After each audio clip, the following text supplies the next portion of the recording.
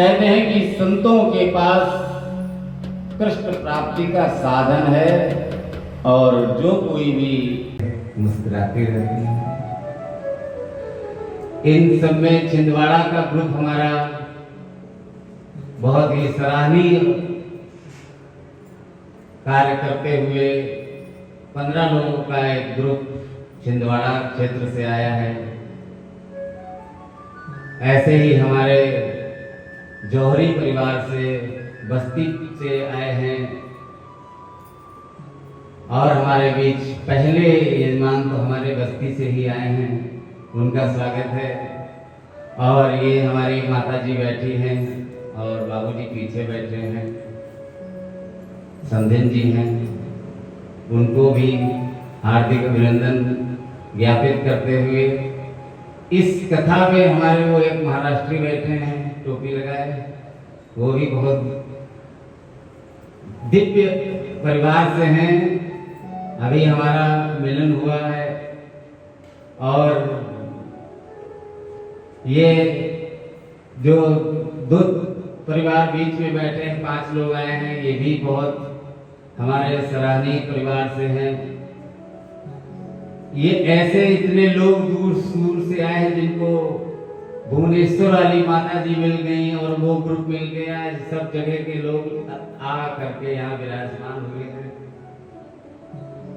ऐसी ये मंगलमय वार्षिक कथा होती है जिसमें हम सभी लोग दूर सुदूर से जो भी आते हैं तीर्थ भूमि में कथा का लाभ प्राप्त करने के लिए। कथाएं तो कहीं भी हो सकती हैं, लेकिन कथा की असली जगह जो है, मूल जो स्थान है, वो नैमिषारण्य है। ये नैमिषारण्य में कथा सुनने का विशेष महत्व है।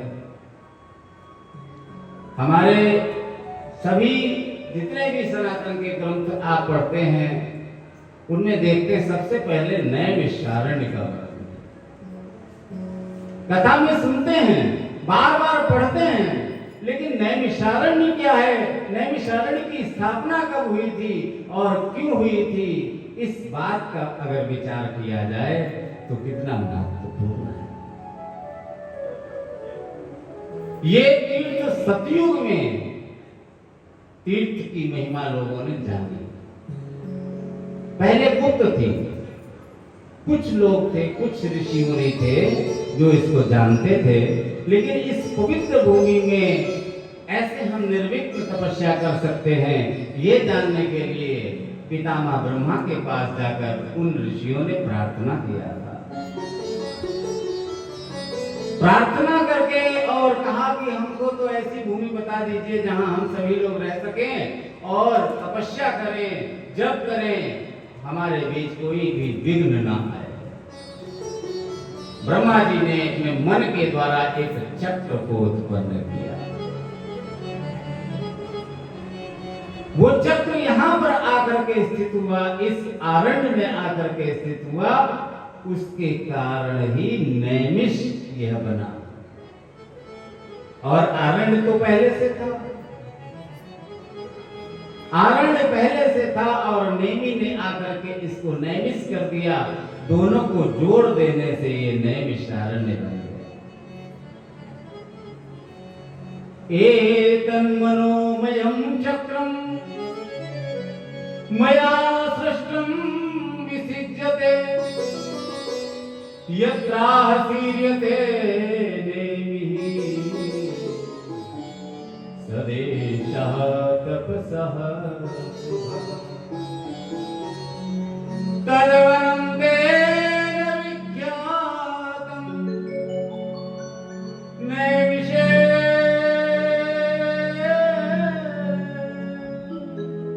आज सभी जानते हैं, पढ़ रहे हैं, गा रहे हैं, लेकिन नैमिषे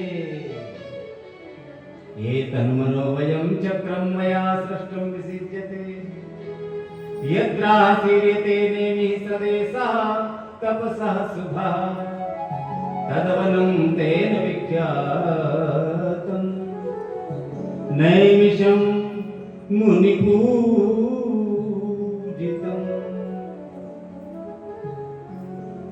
जाओ ऋषियों, जहां की पवित्र भूमि होगी वहां पर इसकी नेमी शीर्ण हो जाएगी, और जहां पर नेमी शीर्ण हो जाए, मन की गति जहां रुक जाए,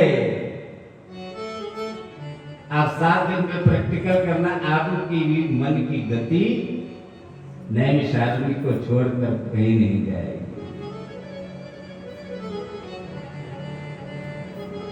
नेमी वो चक्र का धुरा जो था उसको कहते हैं नेमी, सेंट्रल ऑफ व्हील। जो पहिए का बीच का केंद्र है धुरा, उसको संस्कृत में नेमी कहा गया है। और नेमी एक छोटा लोहे का टुकड़ा मान लीजिए, और इस भूमि को बड़ा सा एक चुंबक मानिए।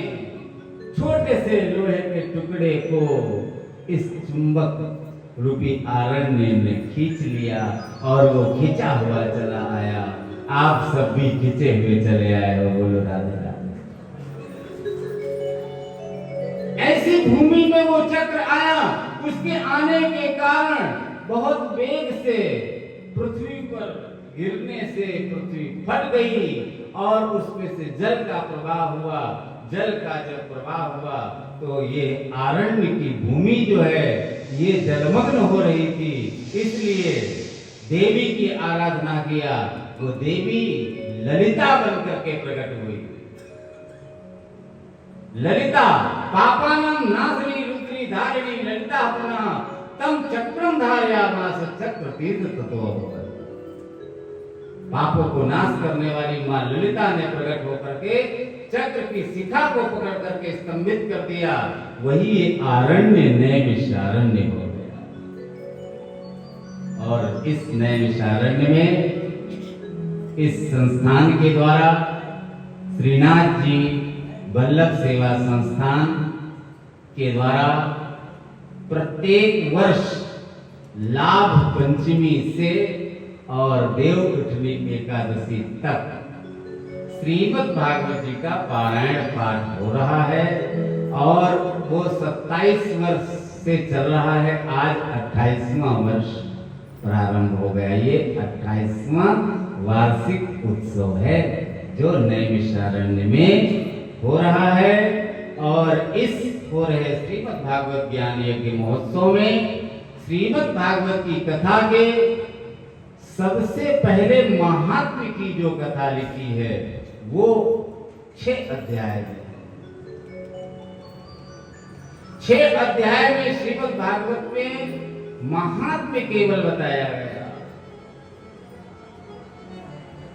जब तक किसी व्यक्ति के या कोई वस्तु के विषय में हम लोग नहीं समझते, हमारा उसका महत्व कम रहता है। उस विषय में हम जब प्रवेश करते हैं, उस व्यक्ति को हम समझते हैं, तो उसके अंदर प्रेम अधिक होता है। इसका मतलब है जब तक परिचय नहीं होगा तब तक एक दूसरे के प्रभाव को नहीं समझ पाएंगे। श्रीमद् भागवत जी की कथा में 12 स्कंद हैं। 12 स्कंदों को समझने के लिए पहले अध्यायों में इसका परिचय दिया गया है। और ये जो परिचय दिया गया है यही बहुत महत्वपूर्ण है। इतना महत्वपूर्ण है, आप अगर इसको पढ़ रहे हैं, वक्ता कोई हो, अशोक भाई जी, वक्ता कोई हो, श्रोता बनकर के कथा सुनने का महत्व ही कुछ हो। श्रोता की सजगता ही वक्ता की पहचान है। वक्ता जो कह रहा है, शिव जी कह रहे हैं, देवी जी सो रही हैं, ऐसा नहीं होना चाहिए। बहुत महत्वपूर्ण है। ये कथा सूत जी महाराज ने शौनकादिक 88 ऋषियों को सुनाई। सुखदेव जी ने परीक्षित राजा को सुनाई। मैत्रेय और विदुर का संवाद हुआ। ये पात्र हैं। सत्पात्रे विहितम दानम। श्रीमद् भागवत की कथा भी ऐसे ही है कि पात्र को ही मिलती है केवल। आप यहां आए नहीं हैं, आपको यहाँ के ऋषियों ने बुलाया है, तब आप पहुंचे हैं। आपका आगमन तभी हुआ है जब आपका जन्म जन्मांतर का पूर्ण उदय हुआ है। जन्म जन्मांतरे पूर्णिम तदा भागवतम लभे। जो इसको पढ़ रहे हैं वो समझ सकते हैं।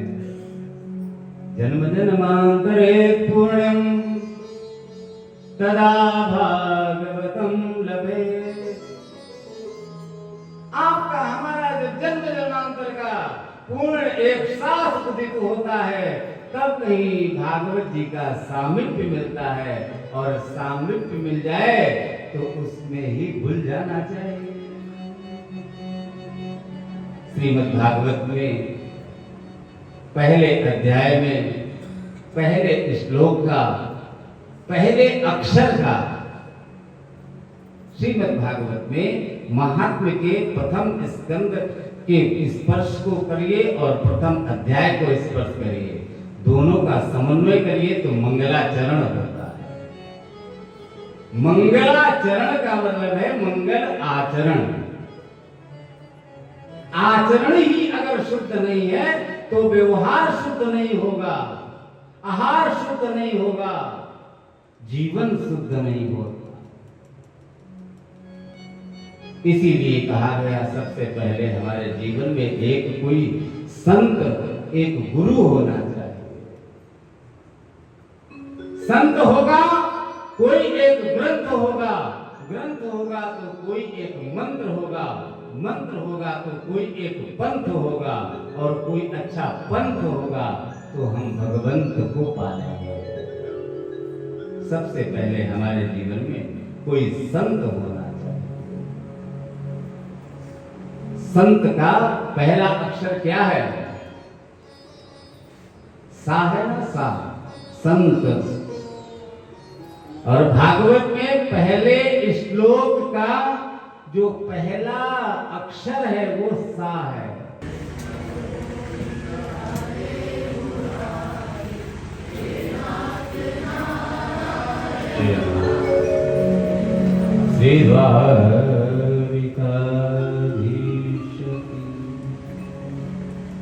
सच्चिदानंद रूपाय विद्योत्पत्त्यादिहेतवे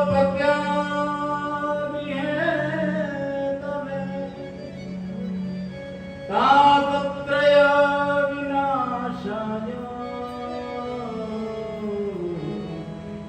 श्री कृष्णाय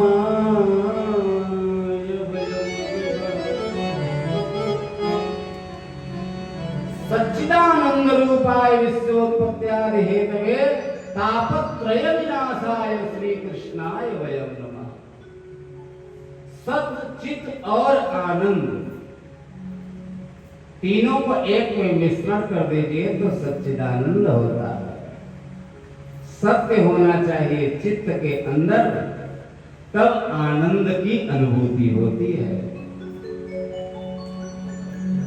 आनंद तभी आपके अंदर उमंग आएगा जब आपके अंदर चित्त में सत्य होगा।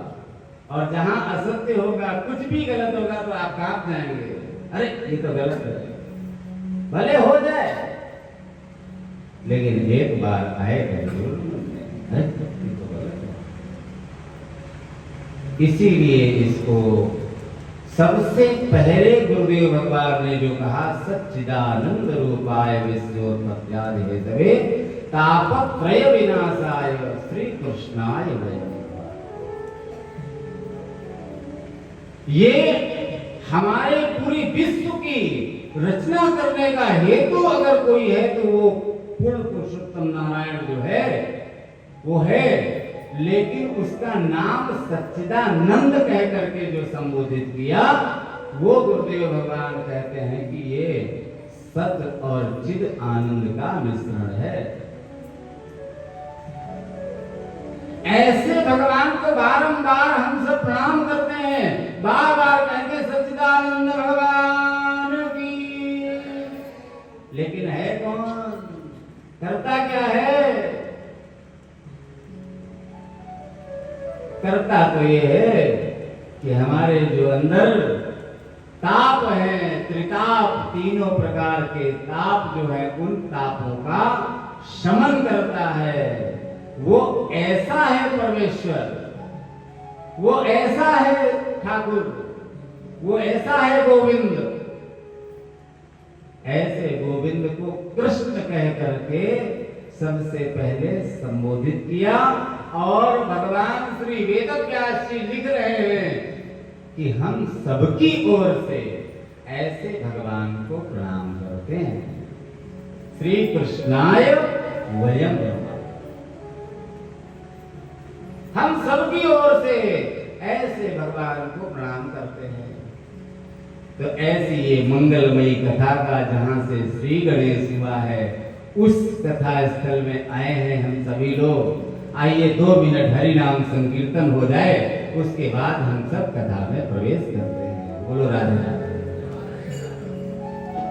जय जय राधा रमण हरि बोल, जय जय राधा रमण हरि बोल, जय जय राधा रमण हरि बोल, जय जय राधा रमण हरि बोल, जय राधा रमण हरि बोल, श्री राधे जय जय राधा रमण हरि बोल, जय जय राधा रमण हरि बोल, जय जय राधा रमण हरि बोल, जय जय राधा रमण, जय जय राधा रमण, जय जय राधा रमण, जय जय राधा रमण। जय जय राधा रमण, जय जय राधा रमण, जय जय राधा रमण, जय जय राधा रमण, जय राधा रमण हरि बोल, श्री राधे जय जय राधा रमण हरि हरि बोल, बोल, जय जय राधा रमण हरि बोल, जय जय राधा रमण हरि बोल।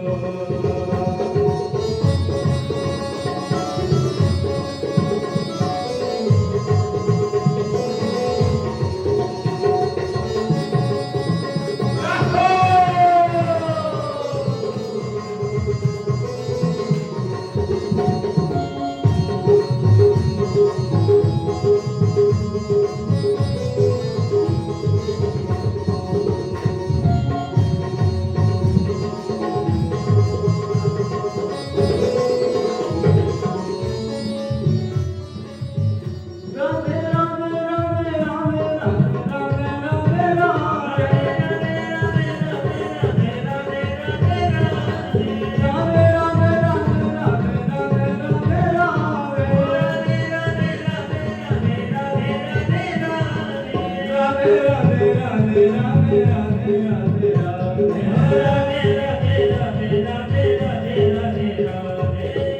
राधे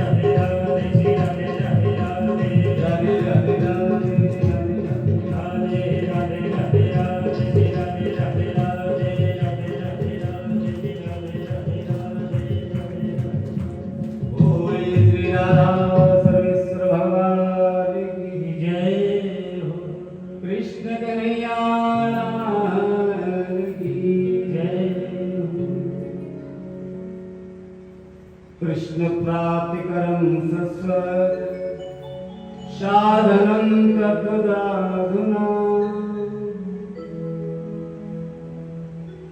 कहते हैं कि संतों के पास कृष्ण प्राप्ति का साधन है और जो कोई भी इसको चाहता है उसे प्राप्त हो जाता है। लेकिन भक्त होना चाहिए, अभक्त को ये नहीं दिया जा सकता है। यही कथा जब सुखदेव जी महाराज ने परीक्षित राजा को सुनाने के लिए शुकताल क्षेत्र में पहुंचे थे तो वहां पर देवता लोग आ गए थे अमृत का कलश लेकर के कि ये अमृत का कलश लेकर के परीक्षित को पान करा दीजिए और कथा अमृत जो है हमको पान करा दीजिए। श्रीमद् भागवत की कथा प्रारंभ होने वाली थी, देवताओं को पता लग गया, देवता लोग आए और भेष बदल करके कथा पंडाल में बैठ गए कथा सुनने के लिए। देखो एक दूसरी बात, कथा सुनने के लिए पंडाल में बैठ जाना ही पर्याप्त नहीं है, कथा स्थल में आकर के बैठ जाना पर्याप्त नहीं है, कथा भी हमारे अंदर तो बैठ भी जाएगी। बोलो जी, सही है ना? कथा हमारे अंदर बैठे, क और था दो अक्षर है। पहला अक्षर का है और दूसरा था। दसम स्कंद में 90 अध्याय हैं। 90 अध्याय में पहले अध्याय में पहले श्लोक का पहला जो अक्षर है वो का है और अंतिम जो 90 नंबर का अध्याय है उसमें जो अंतिम श्लोक है उसमें अंतिम श्लोक का जो अंतिम अक्षर है वो था है।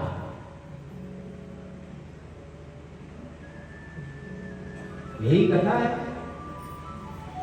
हो गई कथा। कथा वो है जो हमारे जीवन की थकान समाप्त कर दे, हमारी समस्याएं समाधान कर दे। कथा में वो प्रभाव है कि भूत प्रेत चंडाल को भी मुक्ति दे देता है। हम आप तो जीवित हैं। अरे प्रेत की कथा है, इसमें धुंधकारी की कथा है। प्रेत ने सुन लिया गोकर्ण जी के माध्यम से और कर गए। देवता लोग आए, अमृत का कलश ले लीजिए और ये कथा गिरा दीजिए हमको। न ददौ स कथा मृतम श्रीमद् भागवती वार्ता सुना नाम अभी दुर्लभा। देवताओं के लिए जो दुर्लभ है वो कथा हमारे आपके लिए देखिए कितनी सुलभ है। कितनी सुलभता से आप सब यहाँ पर उपस्थित हुए हैं और उस कथा का अनुष्ठान कर रहे हैं। जो कथा देवताओं के लिए दुर्लभ है, हम साधारण से मनुष्यों को प्राप्त हो रही है ये कथा। ये ऐसी दिव्य मंगलमयी कथा श्रीमद् भागवत की कथा इतनी दिव्य है, मधुर है, जो सभी को प्राप्त नहीं है। हमारे आपके जीवन का कोई न कोई पूर्ण उदय हुआ है तब ये कथा अमृत का पान होता है। श्रीमद् भागवताख्यो हम प्रत्यक्ष कृष्ण मही साक्षात् कृष्ण स्वरूपम श्रीमद् भागवताख्यो। ये आख्यान जो है, ये जो कथा अमृत है, उसमें जो मूल है वो श्री कृष्ण है। कृष्ण की प्राप्ति हो जाए ऐसा कोई साधन होना चाहिए। अच्छा, कृष्ण एक शक्ति है, महाशक्ति है, उसको प्राप्त करना है, उसके लिए कुछ जोर लगाना पड़ता है, कुछ साधन करना पड़ता है। उसमें कुछ ऐसी विशेषताएं होती हैं कि स्पष्ट रूप में कोई कथा का और श्लोक का मंत्र का गायन होना चाहिए ये कथा का।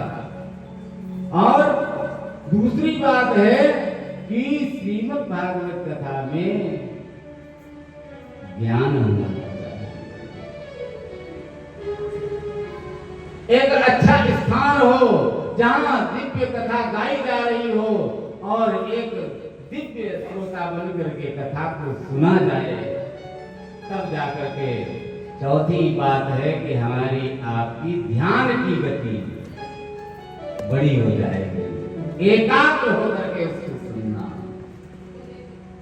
और भागवत कथा का आज का पहला दिन है, तो कुछ विलंब से कथा प्रारंभ हो रही है।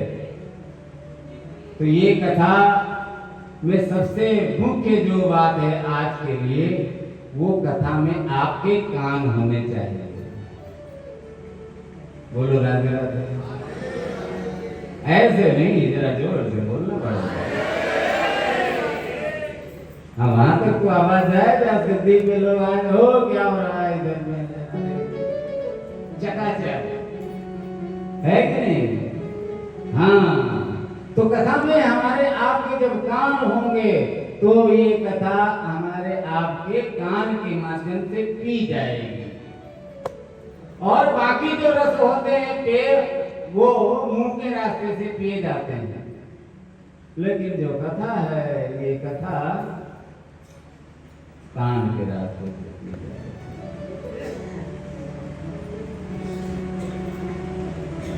क्योंकि नैमिषारण्य में जब सौनक जी ने सबसे पहले प्रश्न किया श्री सूत जी महाराज से, तब यही कहा था कि हमारे कान जो है वो लालायित हो रहे हैं। कोई कथा नहीं, कथा का सार हमारे कानों को बता दीजिए।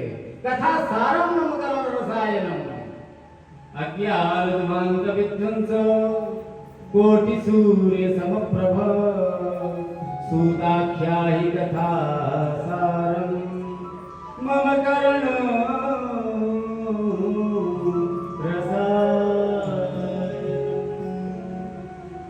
आप तो करोड़ों सूर्य की भांति ज्ञानवान है, प्रकाशवान है, और आपके अंदर इतना ज्ञान है जिसके द्वारा हमारे अंदर जो अज्ञान भरा हुआ है, उस अज्ञान रूपी अंधकार को दूर करते हुए जो कथाओं का सार है वो हमारे कानों को, कथा सारम नमकरण रसायनम, इसलिए कान जो है, कान हमारे कथा में होने चाहिए। और कथा में जब हमारे कान होंगे तो हम किसी भी प्रकार की जो कथा प्रवेश करा रहे हैं वो अंतःकरण में जाकर के विद्यमान हो जाएगी, वही दिव्य हमारा जीवन करेगी। हमारा जीवन जो है देदीप्यमान होगा, प्रकाशमान होगा, और प्रकाशमान होते ही हमारा जो अज्ञान रूपी अंधारा है वो अंधेरा गायब हो जाएगा। और इसी संदर्भ में देवर्षि नारद जी की एक कथा आती है, बहुत ही सुंदर। श्री धाम बद्रीनाथ धाम जो है, वहां पर देवर्षि नारद जी जा रहे थे दौड़ते हुए। सनत कुमार जी से उनकी भेंट हुई और चारों भाइयों को देखते ही नारद जी महाराज ने दंडवत प्रणाम किया। और उस समय जो स्थिति थी नारद जी बाबा की, वो थोड़ी ऐसी लग रही थी कि जैसे किसी व्यक्ति का कुछ छिन गया, उदासता थी, चेहरे का प्रकाश जो था वो भंग में था, कांति क्षीण दिखाई पड़ रही थी। देवर्षि नारद जी से चारों भैया ने पूछा, रे क्या बात है, तुम्हारी मुख की कांति क्यों समाप्त हो रही है? आज चेहरा तुम्हारा खिला हुआ नहीं है भैया, क्या बात है? देवर्षि नारद जी महाराज अब चुपचाप खड़े हैं। कथम ब्रह्मंदीर मुखा कुतश्चिंता तुरो भवान त्वरितं गम्यते पुत्र कुतश्चागमनं तव। इतनी जल्दी जल्दी चाल में तुम जा कहाँ रहे हो और आ कहाँ रहे हो? ये बताइए, आए कहाँ से है और जा कहाँ रहे हो? आए हो तुम कहाँ से? अरे कहाँ से आ रहे हो जरा बताओ ना। देवर्षि नारद जी छुटके हुए खड़े हैं और कहते हैं कि क्या बताऊं भैया, मैं तो पृथ्वी पर गया था। पृथ्वी की स्थिति ऐसी हमने देखी जो कभी हमने न देखी ही है और न सुनी ही है। अच्छा, ऐसी क्या बात है? देवर्षि नारद जी ने चारों कुमारों के चरणों में गिर करके प्रणाम करते हुए कहा, बताऊं तो क्या बताऊं भैया, ऐसी स्थिति है, मैं गया था, वहां पर एक स्त्री हमको मिली और उस स्त्री के पास में 2 पुरुष भी मिले, लेकिन पुरुष उसके जो बच्चे थे वो बूढ़े हो गए और ये जवान हो गई। ऐसी तो कथा तो बहुत सुनी।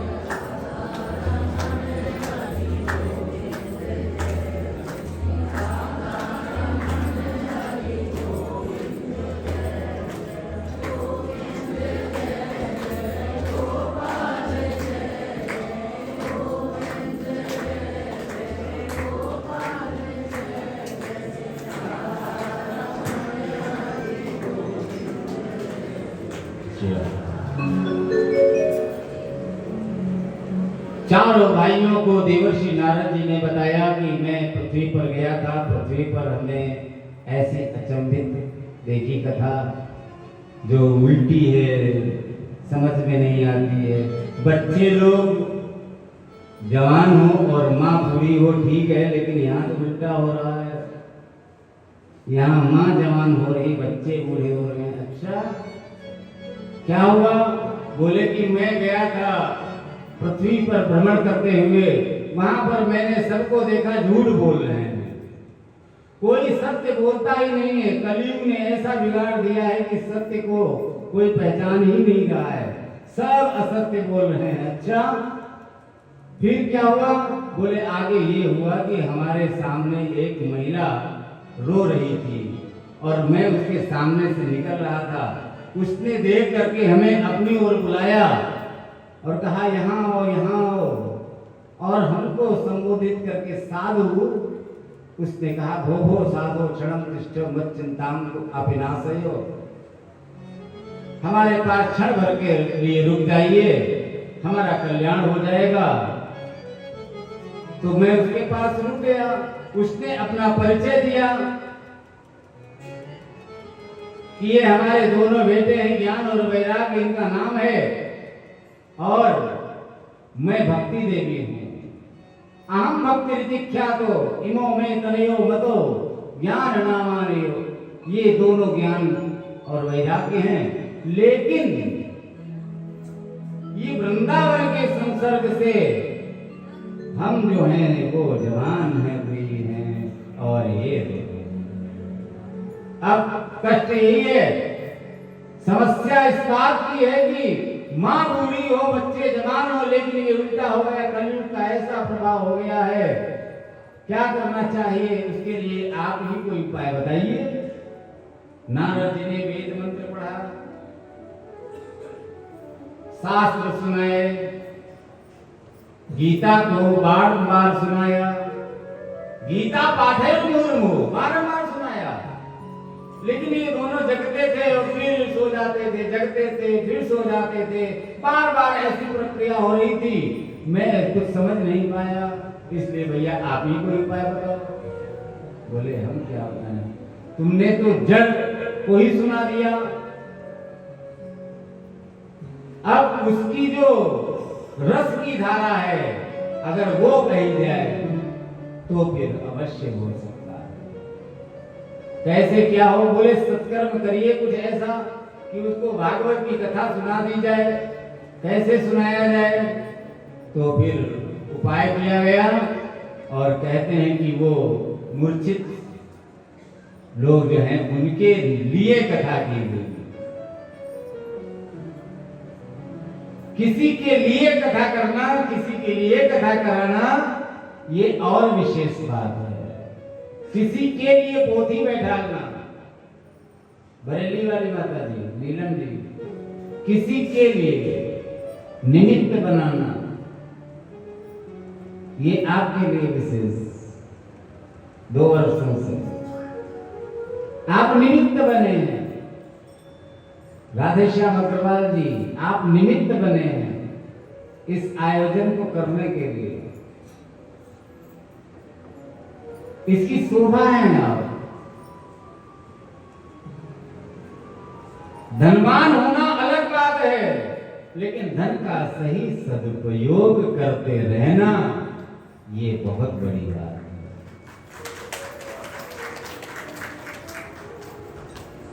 अच्छा, एक बात और है, मैं आपको बताना चाहता हूं कि अग्रवाल जी केवल नैमिषारण्य में यजमान बन करके या बनवा करके कथा नहीं सुनते हैं। ये लोग हर क्षेत्र में, तीर्थ में अक्सर कथा करते ही रहते हैं। इसलिए और जोर से ताली बजा करके इनका अभिनंदन करना चाहिए।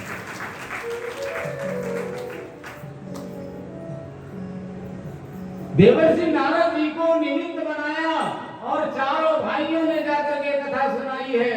चारों कुमारों ने जो भागवत की कथा सुनाई है, श्रीमद् भागवत के जो 3रे श्लोक में लिखी बात, उसको आप पढ़िएगा। निगम कल्पतरोर गलितम फलम शुक मुखार अमृत द्रव संयुतम पिबत भागवतम रसम आलजम मुहुर्हो भुवि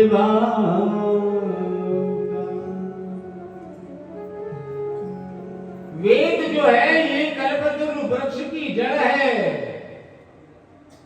और उसकी शाखाएं जो हैं ये पुराने हैं। उन शाखाओं में एक फल बड़ा ही सुंदर, मधुर, मीठा लगा हुआ है, जिस फल को शुक अर्थात तोता चोट लगा करके और भी मीठा कर देता है। सुख मुखार अमृत द्रव संयुतम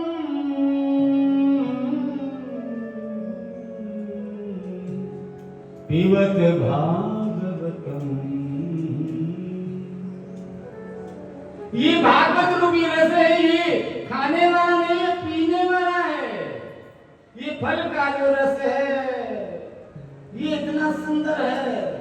अच्छा, एक बात और है, जो कच्चा आम होगा आपको अगर दिया जाए तो चबाने में, खाने में, स्वाद लेने में थोड़ा अंतर आएगा। अब एक बढ़िया आम का पका हुआ हो, पीला हो, मीठा हो, सुगंधित हो, तब तो कहना ही क्या। और भी अगर उसका जूस बना हुआ हो, रस हो, उसमें भी थोड़ा और काला नमक और जीरा पड़ा हुआ हो, तो फिर गिलास में गड़गड़ गड़गड़ पी जाओगे, है कि नहीं? तो एक आम से जो रस तैयार होगा वो इतना मीठा होगा कि जिसको आप बड़े चाव से पान कर सकते हैं। ये भागवत रूपी रस भी ऐसा है। ये कथा जो है इतनी महत्वपूर्ण है, इस कथा का कुछ अंग, कुछ अंश मात्र भी हमारे अंदर अगर प्रवेश कर गया। पहले के समय में केवल 2.5 घड़ी विश्राम होता था, अभी तो केवल 3-4 घंटे कथा होती है 24 घंटे में। लेकिन उसकी पूर्णता होती है, उसकी 7 सीढ़ियां होती हैं। 7 सीढ़ियों में पहली सीढ़ी जो है ये भागवत की कथा है। दूसरी सीढ़ी जो है वो भागवत का पाठ है, पारायण जो हो रहा है। तीसरी वो है जो जप होता है। चौथी वो है जो हवन होता है। 5वीं वो है जो भगवान के भोग के बाद में हमारा तुम्हारा भोग लगता है। 6ठी वो है जो दक्षिणा दी जाती है। ब्राह्मणों को भोजन कराया था सुबह, क्या भाई? सुबह भोजन कराने के बाद दक्षिणा दिया था, तो दक्षिणा में भी अगर सीढ़ी पे अगर कुछ कमी महसूस होती है तो कहते प्रणाम, 7वीं सीढ़ी। पहली सीढ़ी ये है भागवत की कथा। भागवत में बहुत ही आनंद है, लेकिन इस रस को चारों कुमार कहते हैं कि ये पिया कहाँ जाएगा। तो ये चारों कुमारों ने एक रास्ता बताया, हरिद्वार में कथा होगी। और ये मूर्छित कहाँ पड़े हुए हैं, ये वृंदावन में है। ये जो भक्ति ज्ञान वैराग्य की कथा है, इसमें ज्ञान वैराग्य जो है ये यहाँ यमुना के तट पर है, जहां पर नारद जी से इनकी भेंट हुई थी। ये प्रसंग आप सबको याद है? हाथ उठा करके बताइए पहले नंबर में, याद है? ये कथा चारों कुमारों ने हरिद्वार में आनंद नामक नगर में, गांव में जो वहां घाट है वहां सुनाई जा करके, और यहाँ भक्ति ज्ञान वैराग्य श्रोता यहाँ है। और ये कथा जब प्रारंभ हुई, कहते हैं व्यासासन लगाया गया, चारों भाई आसीन हुए। चारों भाइयों ने जब कथा सुनाई तो वहां पर ये भक्ति ज्ञान वैराग्य सब कहते हैं कि पहुंचे हैं, और वहां पर जाकर के उन्होंने नृत्य किया। ये कथा के प्रसंग में आता है, स्पष्ट रूप में इसमें वर्णित है कि ये कथा के लिए जब चारों कुमार बैठ करके वहां पर देवर्षि नारद जी को निमित्त बनाया। कहते हैं कोई अगर साधु महात्मा हो तो तुलसी को निमित्त बना करके कथा को कहता है। गृहस्थी हो तो पति पत्नी कथा करते सुनते हैं। हाँ, गृहस्थी जीवन में गांठ बांध करके आप, अब ये तो बिना पत्नी वाले हैं, तो ये बेचारे पत्नी कहां से लाए? नारद जी का बड़ा, तब नारद जी ने तुलसी का विरह वहां लगाया है। तुलसी का बड़ा ही महत्व है। तुलसी जीवन में जब तक नहीं होगी तब तक हमारा जीवन अधूरा है। बोलो राधे राधे। तुलसी की माला हो, वो चाहे कंठ में हो और चाहे आपके हाथ में हो, जपने के लिए तुलसी की। पंचामृत में आप दूध काजू किशमिश डालिए, बादाम मरुआ डालिए, बढ़िया शक्कर डालिए और घोर करके पी लीजिए, ऐसे स्वाद नहीं आएगा। लेकिन उसमें सारे ग्राम पर चढ़ी हुई तुलसी अगर पड़ी हुई है तो स्वादिष्ट बहुत है। सारी ग्राम भगवान को जब तक तुलसी अर्पण नहीं होगी तब तक उनका सर जो है वो दुखता रहेगा। हमारे आपके जीवन में मधुरता की कमी वहीं पर आती है कि हम लोग तुलसी की माला नहीं पहनते। और बहुत लोग तो ऐसे हैं जो माला का जप करते रहते हैं, उसकी तो बात ही कुछ निराली है। चारों भाइयों ने कथा सुनाई। कहते ये मानवा पाप कृतस्तु सर्वदा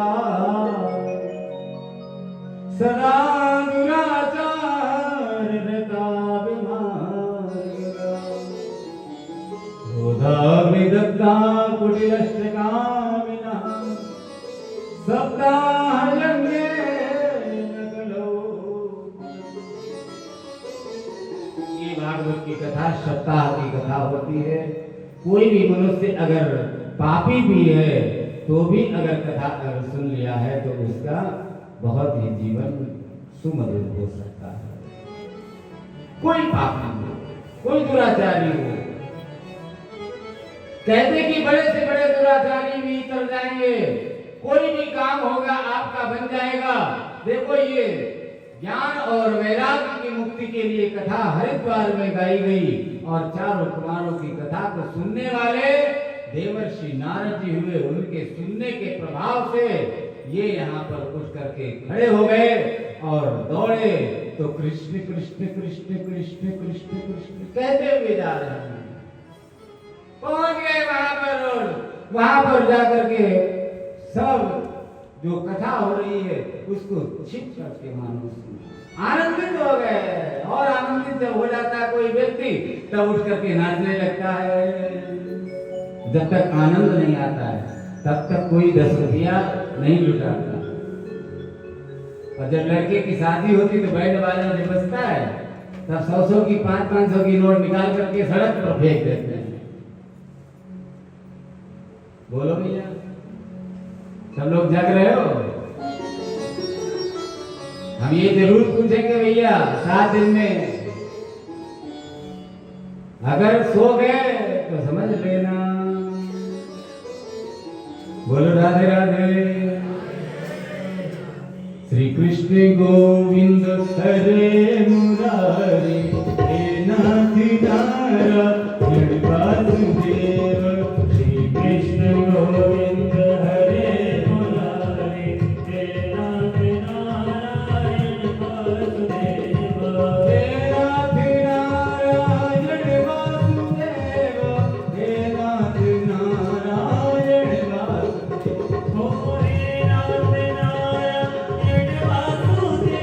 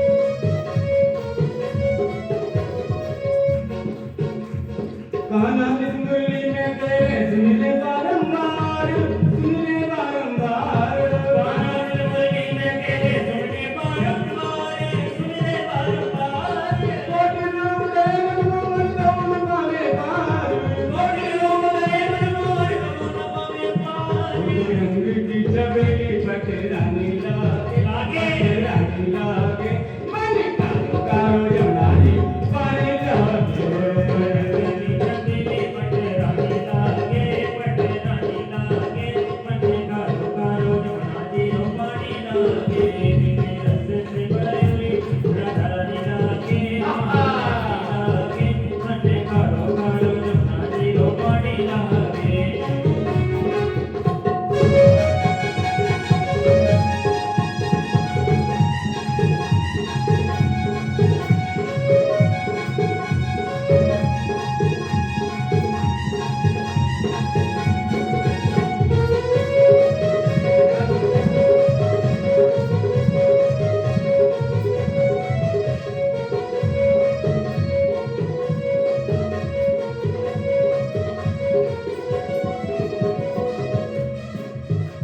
न भावे मन माखन मिश्री अब न कोई मिठाई अब न कोई मिठाई ना भावे मने माखन मिश्री अब ना कोई मिठाई अब ना कोई मिठाई जीवरिया ने भाभी अब तो राधा नाम लाई जीवरिया रे भावे अब तो राधा नाम मलाई नाम राधा जुगी रटे रानी लागे रटे रानी लागे मैंने कारो कारो यमुनारी पानी लागे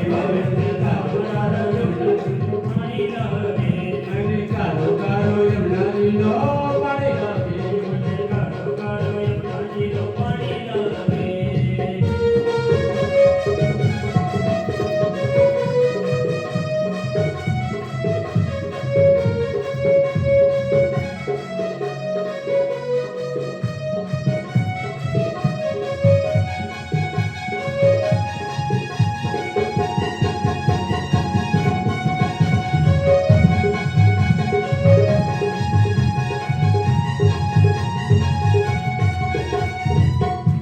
राधा राधा नाम रटती है जे नरिया तो याम जे नरिया तो याम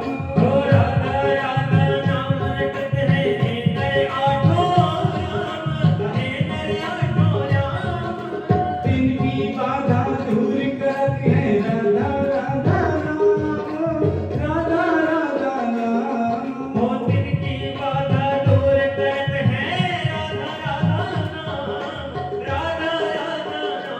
राधा नाम में सफल जिंदगानी लागे मैंने कारो कारो यमुना जी पानी लागे राधा नाम से सफल जिंदगानी लागे जिंदगानी लागे मने कारोबार जमुना जी रो पानी लागे बोलिए श्री राधा सर्वेश्वर भगवान की जय हो तुंगभद्रा तटे पूर्वम तुंगभद्रा नदी के तट पर एक बड़ा ही सुंदर नगर है। उस नगर का नाम उत्तम नगर है और उत्तम नगर में एक वर्णाश्रम धर्म का पालन करने वाले संभ्रांत लोगों में एक ब्राह्मण देवता वास कर रहे हैं, जिन ब्राह्मण देवता का नाम आत्मदेव है। आत्मा में जिसके देवत्व है वो आत्मदेव है, लेकिन उसकी जो पत्नी है बहुत विचित्र है। जो पत्नी अपने पति से तेज आवाज में बात करती है वो धुंधली है। अपने पति से बात बात में लड़ती है वो धुंधली है। अपने पति के सामने आरती लेकर के सजाती है और मन में गाली देती है वही धुंधली है। ऐसी धुंधली नाम की इसकी पत्नी है और उसका जैसा नाम है वैसे उसके गुण हैं। यथा नामो तथा गुणः।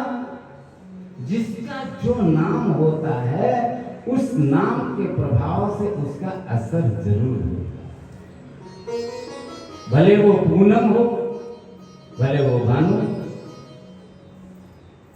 सूरज हो या चंदा, भाई नाम की महिमा है। चंदा का प्रभाव है ठंडा और सूरज का गरम। और दोनों का कैसे चलेगा? जीवन जब समन्वय होगा। यही प्रभाव जीवन में यहाँ पर धुंधली के मन में कपटता है, कलुषता है।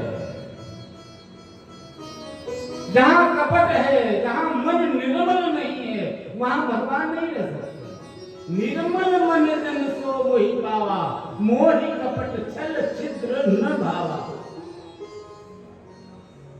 हमको वो नहीं भाता है। भगवान स्वयं कहते हैं जिसका मन जो है वो निर्मल नहीं है, जो विषयासक्त है, जो अन्याय करता है, जो आसक्त है, आसक्त जीवन में बड़ा ही दुष्परिणाम प्रकट करता है। आसक्त भ्रमर फंस जाता है, जैसे पंकज पंखुड़ियों में त्यो जीव अबुल बन जाता है, मद मोह जाल की कड़ियों। ये शरीर फंस जाता है माया में, मोह में। इस माया मोह से मुक्ति कब मिलेगी? जब आप मुक्ति धाम जाओगे, जब आप बद्रीनाथ धाम जाओगे, मथुरा में जाओगे, वृंदावन जाओगे, शुक्ता जाओगे, नैमिषारण्य आओगे, बारंबार ऐसे तीर्थों में जाओगे तो हमारी तुम्हारी जो शरीर की मरम्मत है वो हो जाएगी। जैसे गाड़ी होगी ना, उसका वर्कशॉप होता है गाड़ी का। आप वर्कशॉप में गाड़ी छोड़ दीजिए, ठोक पीट करके उसको ठीक कर दिया जाएगा। तो ये नैमिषारण्य और बद्रीनारायण और ऐसे धाम भी वर्कशॉप हैं भाई साहब। ये वर्कशॉप है, इसमें आप आ गए हो। अब 7 दिन तक ठुकाई पिटाई, रंगाई पुताई, हवा चेक करना, सब होगा काम 7 दिन में। हाँ, ये बात, ये कोई वो कथा नहीं कि हम पढ़ रहे हैं और तुम सुन रहे हो और सो रहे हो। ये कथा है 7 दिन तुमको हमारे साथ जागना पड़ेगा और हंसना पड़ेगा। बोलो राधे राधे। बीच बीच में हम पूछ देते हैं ना, हम ये वो कथा वक्ता नहीं है भैया। कथा तो बहुत आपने सुनी होगी, जो पढ़ते जा रहे हैं, जो सुनाना है सुनाते जा रहे हैं, वह सुन गई कथा नहीं। हम तो बीच बीच में पूछेंगे, कहीं भूल जाएंगे तो आपसे पूछ लेंगे। ये आपकी हमारी जागृति जरूरी है। जागृति नहीं होगी तो हमारा मन साफ नहीं होगा। मन तभी साफ होगा जब गुरु का चरण रज हमारे अंदर जाएगा। निर्मल मन जन सो मोहि भगवान कहते हैं धुंधली का मन जो है यहाँ पर शुद्ध नहीं है। मणि तो पुजारी घूमती है, लेकिन पंडित जी बेचारे रोज तुलसी को पानी तो देते हैं, लेकिन तुलसी भी ऐसे दूषित व्यक्ति के स्पर्श से सूख जाती है। जो धर्मच्युत है, जिस चीज में हाथ लगा दे बरकत समाप्त हो जाएगी, और जो धर्म को पालन करने वाला है उसमें कहते हैं कि चुटकी भर भी सहयोग अगर हो गया तो वो विशाल कार्य करके अपना काम करेगा। ऐसे बेचारे पंडित जी गाय को भी खिलाते हैं, लेकिन गाय को भी कोई बच्चा नहीं है, स्वयं को कोई बच्चा नहीं है। 6 वर्ष हो गए, गाय भी बांझ है, लेकिन आज जो मन में पीड़ा उत्पन्न हो गई, किसी के द्वारा अगर दुखी व्यक्ति को दुख का एहसास दिला दिया जाता है तो वो और भी चिंतित हो जाता है। इसी प्रकार ये भी चिंतित थे और चिंता हो गई। एक भिक्षुक आया, भिक्षुक को भिक्षा देने के लिए जब बाहर निकले तब कहते हैं कि भिक्षुक ने कहा कि हम तुम्हारे हाथ से भिक्षा नहीं लेंगे। क्यों? क्योंकि तुम्हारे घर में गाय है, तुलसी है, तुम्हारी पत्नी है, लेकिन न तुलसी हरी है और न तुम्हारी पत्नी की गोद भरी है। इस हिसाब से तुम्हारी भिक्षा हम नहीं लेंगे। बात उसके हृदय में स्पर्श कर गई। पंडित जी ने कहा अब हम मर जाएंगे। जंगल की ओर गए, जंगल में एक साधु बाबा से भेंट होती है। साधु बाबा ने कहा कि तुम्हारी भाग्य रेखा में 7 जन्म तक संतान सुख नहीं लिखा हुआ है, तो बता देना। बोले और इस फल को क्या करें? बोले इस फल को गाय को मिला दो। अच्छा, अब वो फल जो है वो गाय को खिला दिया और कहते हैं कि स्वामी जी तो बाहर कथा करने जाते हैं, कभी रोहिणी में जाते हैं तो कभी रायपुर में जाते हैं, कभी छिंदवाड़ा में जाते हैं तो कभी मुंबई में, कभी कलकत्ता में, कभी पूना में, कभी सीहोर में, कई जगह कथा करने जाते। वापस आए तब तक यहाँ पेट बड़ा हो गया। कुछ समय के बाद बच्चा हुआ, कहते हैं कि ये बच्चा बड़ा ही सुंदर है। बोले हाँ, हमारा बच्चा सुंदर तो होगा ही। बोले हम इसका नामकरण करेंगे। बोले आप नामकरण करेंगे? बच्चा मेरा, नामकरण हम करेंगे, आप क्यों करेंगे? कहते हैं कि धुंधली का नाम, धुंधली जो है अपने से मिलता हुआ उसने नाम रख दिया धुंध। है क्या नाम रख दिया? धुंधकारी, जिसका धुआं जैसा आकार हो, जो अपने माता पिता की बात न मानता हो, उद्दंड हो। धुंधकारी कौन है? कथा में सुन लिया एक धुंधकारी था, उसको कथा सुनाई, इतना थोड़ा पड़ गया। धुंधकारी वो है जो अपनी माता पिता की बात नहीं मानता है, घर में रखी हुई संपत्ति का विनाश करता है, बड़ों की आज्ञा का पालन नहीं करता है। धुंधकारी वो है, धुएं का आकार। जैसे जब धुआं नीचे होता है ना, तब ऐसे नाश्ता हुआ जाता है, ऊपर विलीन हो जाता है। धुएं का कोई आकार है कि सीधे जाएगा, इधर जाएगा, उधर जाएगा, इधर जाएगा, उधर। इधर चंचल, माता पिता की न सेवा करने वाला, बात को न मानने वाला, उल्लंघन करने वाला ही धुंधकारी है। धुंधकारी उसका नाम रखा गया। कहते हैं कि कुछ समय के बाद में गाय को भी एक सुंदर सा बच्चा हुआ। कहते हैं कि वो बच्चा जब पैदा हुआ तब उसके कान केवल जो है वो गाय की तरह है, बाकी आकार हमारे यहाँ जैसा है, कान बड़े बड़े हैं, इसलिए उसका नाम उसके अनुरूप रखा गया, गोकर्ण। क्या नाम रखा गया?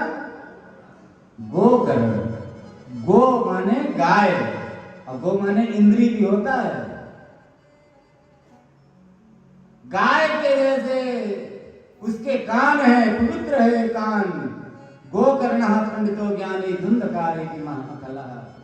धुंधकारी महाखल हो गया, क्योंकि जो इकलौता होता है वो ज्यादातर परेशान करता है माता पिता को, माता को ज्यादा कष्ट देता है। और गोकर्ण जी जो हैं वो परम ज्ञानी हुए। गोकर्ण जी बहुत अच्छे पंडित, विद्वान, धराशाही कर दे अच्छे को, ऐसे दिव्य विद्वान। लेकिन जब एक दिन अपने पिताजी को देखा तब पिताजी की स्थिति बड़ी गड़बड़। जो धुंधकारी बेटा है वो अपने पिताजी को कभी पिताजी नहीं कहता।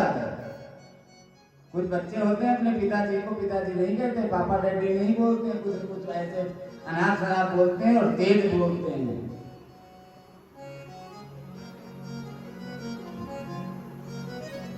हमारे गुरुजी तो यहाँ पर और बहुत कुछ डांट लगाते थे, फटकार लगाते थे ऐसे परिवारों को, ऐसे बच्चों को जो माता पिता की बात नहीं मानते हैं, उनको समझाते थे। गुरुओं के पास जब बैठेंगे तो इस विषय में जब चर्चा होगी तो बहुत सारी बातें निकल कर आएंगी।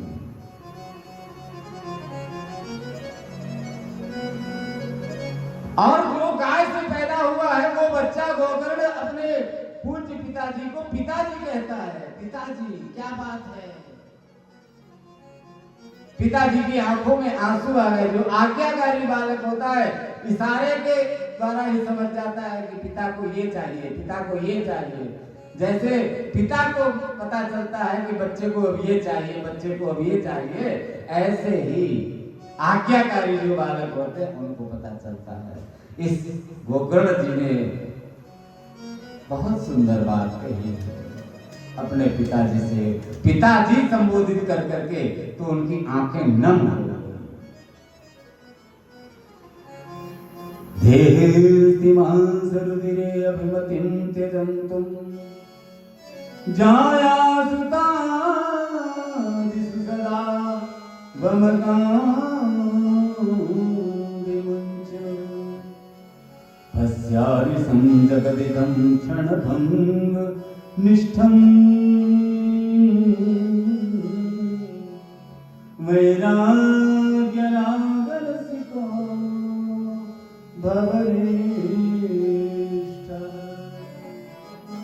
भक्ति के साथ में जिसका जीवन नष्ट है वो नहीं ठीक है। जिसका स्वस्थ जीवन हो, भक्ति हमेशा बनी रहनी चाहिए। भक्ति खत्म कर दिया, जीवन से भक्ति नहीं। जिसको भगवान का पता नहीं है, जिसको भक्ति का पता नहीं है, जिसको माता पिता का ज्ञान नहीं है, वो माता पिता को जब नहीं जानता है तब भगवान को क्या जान पाएगा। जबकि भगवान को पहचानने की, भगवान को मिलने की जरूरत नहीं है। केवल अपने माता पिता की अगर कोई सेवा कर ले तो किसी भी देवालय में जाने की कोई जरूरत नहीं। सबसे बड़ा देवस्थान माता पिता का है। अरे पिताजी, मैं तो कहना चाहता हूँ कि ये शरीर के प्रति हमारा जो देहाभिमान है उसे हमें त्यागना चाहिए। मैं शरीर हूं, मेरा ये शरीर है, चाहे वो पंडित जी का हो, चाहे अग्रवाल जी का हो, चाहे वो गुप्ता जी का हो। शरीर को शरीर ही केवल नहीं, ये केवल एक कारण है, एक साधन है। ज्ञानी संत कहते हैं शरीर के जो 3 भाग होते हैं, 3 उसकी क्रियाएं होती हैं। एक जलाया जाता है, एक फेंका जाता है, एक जमीन में गाड़ दिया जाता है। फिर इस शरीर को कभी भी अपना नहीं मानना चाहिए। इतना सब हम जानते हैं, फिर भी उस पे ही पड़े रहते हैं। मन ही केवल बंधन है और मन ही मुक्ति का कारण है। मन को अपने विषयों से अनासक्त रखना चाहिए, सुंदर रखना चाहिए। आत्मदेव जी महाराज को बड़ा ही सुंदर कहते हैं कि 10वें स्कंद के पाठ के लिए प्रेरणा किया। गोकर्ण जी महाराज ने 10वें स्कंद के लिए कहा और उपदेश किया। मन जो था वो प्रमुदित हो गया। प्रमुदित मन से आत्मदेव जी महाराज जंगल को चले गए। वन में जाकर के श्रीमद् भागवत के 10वें स्कंद का पाठ किया। वन में गोविंद को प्राप्त किया। आत्मदेव के जाने के बाद धुंधकारी का जो हाल हुआ वो बड़ा ही दयनीय हुआ। पुत्र के द्वारा संताप, संतान के द्वारा कष्ट, बहुत प्रकार से कहते हैं कि धुंधकारी ने डराया, धमकाया, पैसा, रुपया, सोना, चांदी, जो भी द्रव्य था सब ले लिया और उसका दुरुपयोग किया। बहुत सारे व्यसन उसके जीवन में थे और इधर उधर जाकर के वैश्याओं के पास वैश्यावृत्ति से युक्त उसका जीवन हो गया। अब पिता के न रहने के बाद भाई भी जंगल में चला गया। अब परम स्वतंत्र हो गया। परम स्वतंत्र होकर के कहते हैं वैश्याओं के पास जाना छोड़ दिया। उन वैश्याओं को ही घर में लाना शुरू कर दिया। वैश्याओं को घर में ला करके, अब वैश्याओं को तो केवल धन चाहिए। वैश्याएं तो केवल पैसा चाहती हैं।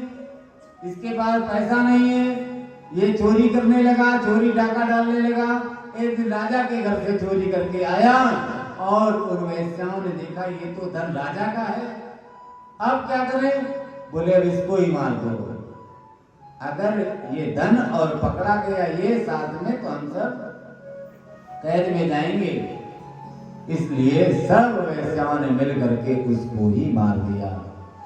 माँ उसके द्वारा प्रताड़ित होकर के मर गई। पिता जंगल में चला गया और भाई जंगल में चला गया।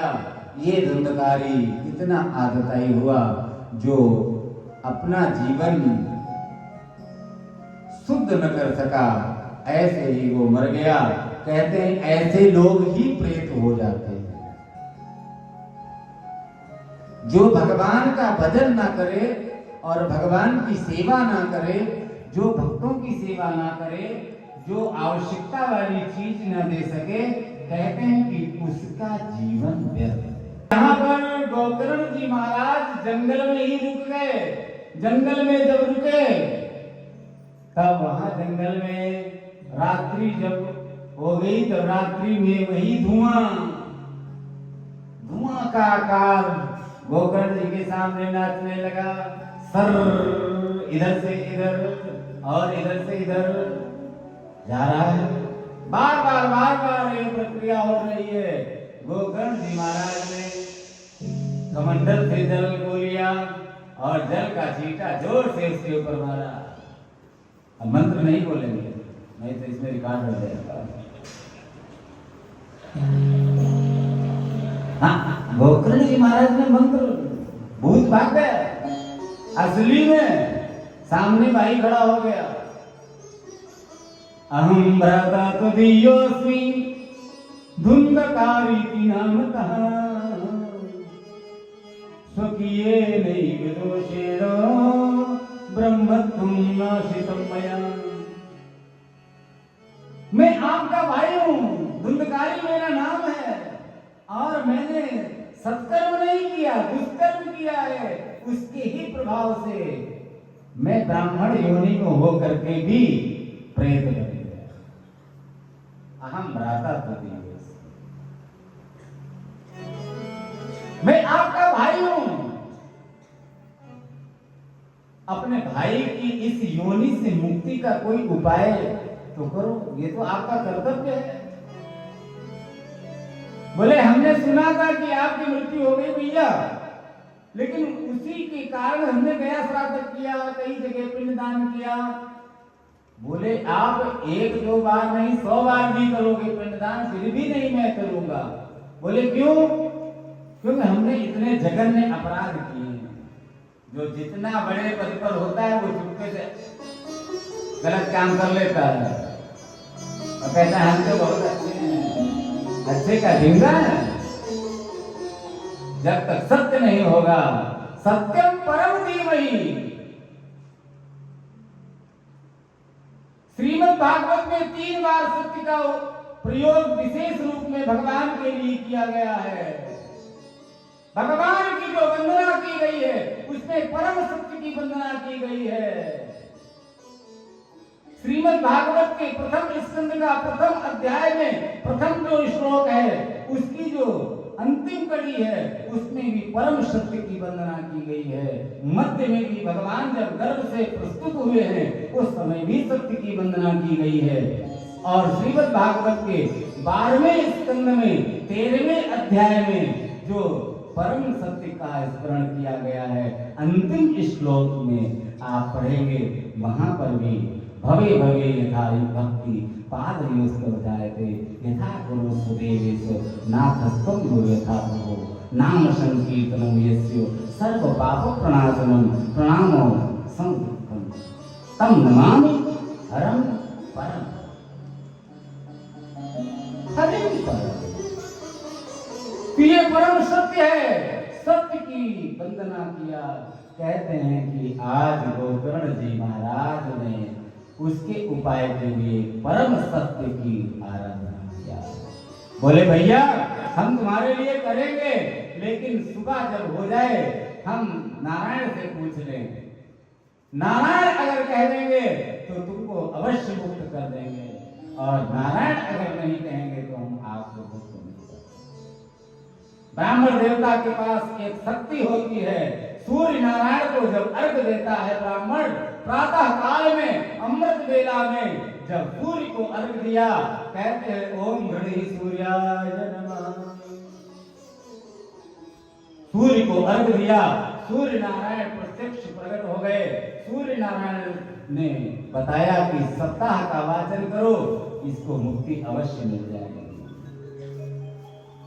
श्रीमद् भागवत की कथा गोकर्ण जी महाराज ने वहां पर सुनाई और जो कथा सुनाई, कहते हैं कि बहुत लोग वहां पर उपस्थित हुए, सब ने कथा को सुना। और ये प्रेत जो है ये एक ऐसे आसन पर बैठ करके कथा सुन रहा है जिस बगीचे में बहुत से पेड़ लगे हुए थे जो काटे जा चुके थे, और कहते हैं कि वहां पर बांस का भी पेड़ था, वो भी काटे जा चुके थे। उसमें एक बांस खड़ा रखा और उसमें 7 गांठें थी। उन 7 गांठों वाला जो बांस शेष रह गया था, उसके ऊपर उस प्रेत ने कथा को बैठ करके श्रवण किया। और कहते कथा उसने सुना, पहले दिन पहली और दूसरे दिन दूसरी, तीसरे दिन तीसरी, चौथे दिन चौथी और पांचवें, छठे और 7वें दिन 7वीं गांठ खुल गई और उसमें से एक दिव्य मनुष्य का प्राकट मनुष्य सामने प्रकट हुआ। कहते हैं कि वो मनुष्य सामने जब प्रकट हुआ और सामने प्रकट होते ही वक्ता के सामने साष्टांग प्रणाम किया। साष्टांग प्रणाम है। एक प्रणाम वो है कि दूर से प्रणाम, भाई साहब प्रणाम। अब एक प्रणाम है यहाँ पे, नीचे भी नहीं झुक पाते हैं। बोलो राधे राधे। नहीं, मन नहीं झुका है उनका, मन ही, मन अगर झुका हो तो चरणों पे कैसे नहीं बोल पाएंगे हाथ, लेकिन मन ही नहीं झुका है तो चरण। कुछ लोग हैं जो साष्टांग प्रणाम ही हो, आत्मा से भगवान इसने आत्मा से प्रणाम किया और गोकर्ण जी महाराज प्रसन्न हो गए। और वहां पर प्रहलाद जी आए, प्रहलाद जी ने गीत गाया है, संगीत बजाया है और कहते हैं कि वीणा भी बजी है। सनत कुमारों ने जय जयकार की ध्वनि लगाई है और जितने संत वहां पर थे सब ने वहां पर नाचना शुरू किया है। सब लोग नाच रहे हैं वहां पर। प्रहलाद स्तनधारी तरलग गया तो तब कांसिधारी, वीणाधारी राग करता अर्जुनो अभो, सिंहो भारी मृदंग कीर्तने ते कुमार, यत्र गे भक्ता सरसर जनयास पुत्रो बभूव।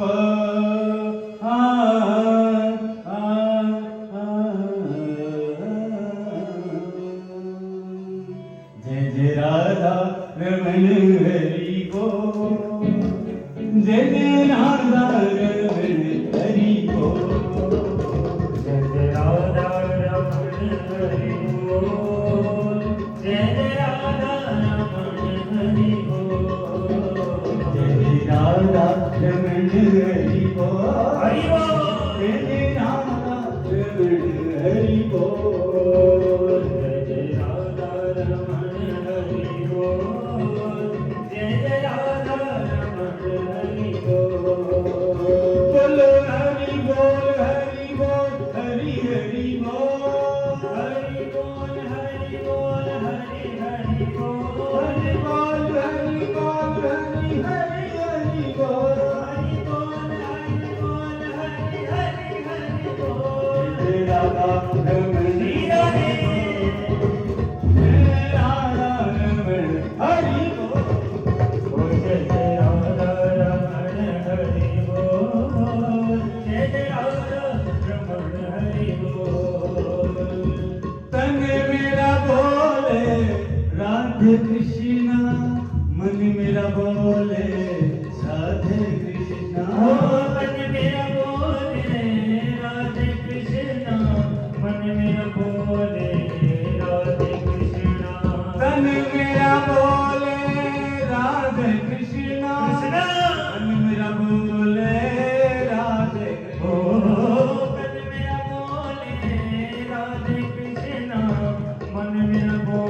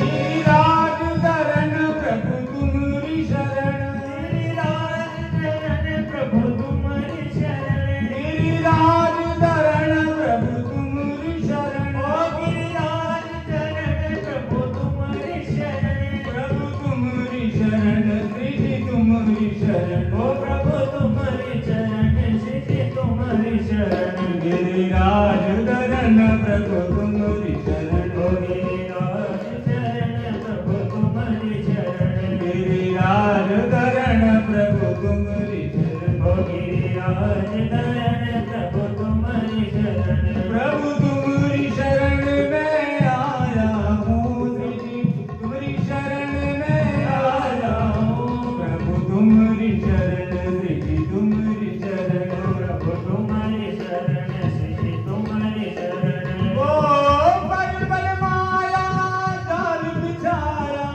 पल पल माया जाल बिछाया, पल पल माया जाल बिछाया, ओ पल पल माया जाल बिछाया, चारों तरफ बसाया हूँ मैं, चारों तरफ बसाया हूँ मैं, चारों तरफ बसाया हूँ मैं, चारों तरफ बसाया हूँ, प्रभु तुम्हारी शरण, श्री तुम्हारी शरण, प्रभु तुम्हारी शरण, श्री तुम्हारी शरण, प्रभु तुम्हारी शरण में आया हूँ, मतलब तुम्हारी शरण में आया हूँ, प्रभु तुम्हारी शरण में आया हूँ, श्री तुम्हारी शरण में आया हूँ, गिरिराज धरण प्रभु तुम्हारी शरण गिरिराज धरण प्रभु तुम्हारी शरण,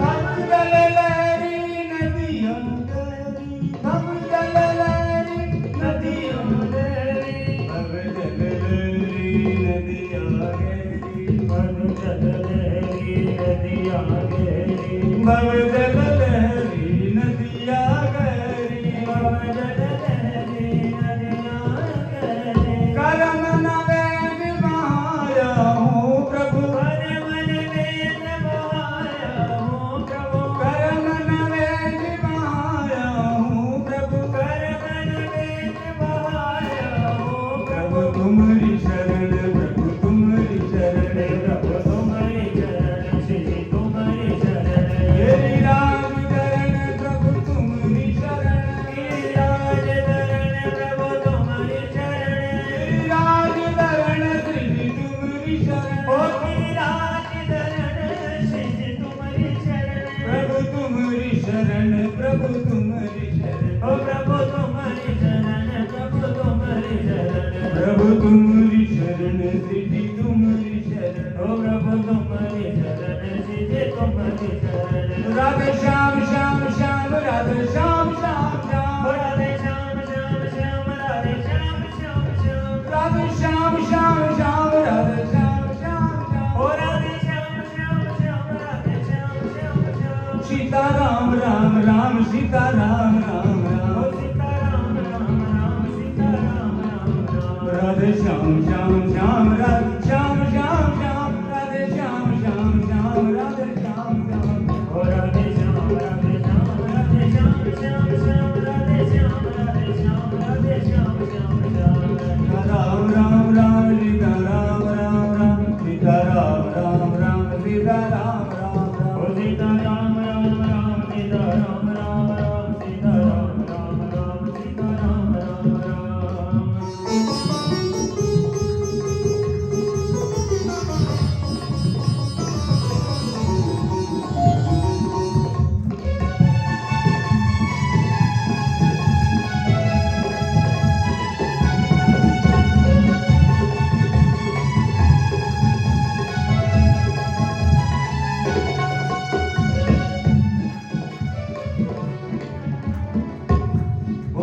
श्री राधा सर्वेश्वर भगवान की जय हो।